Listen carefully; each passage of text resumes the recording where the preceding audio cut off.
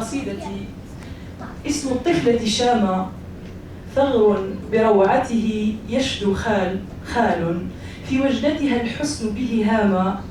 وجه وردي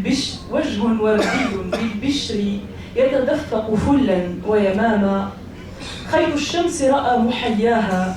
فتنفس صبح في الخدين، وفي عينيها الليل كناما،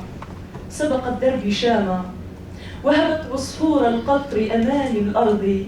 وشوقا ينسج أنغاما، قالت يا أفئدة العشاق السمر، هو ذا النبع سما في الروح عناقا أخضر أحلاما، قالت شاما قد يلهينا بعض القصف، قد يسكننا بعض الخوف، قد يرهبنا بعض الموت، لكن الوطن العامر بالأطفال الفاتن في نغمات النخل سيورق حبا وسلام.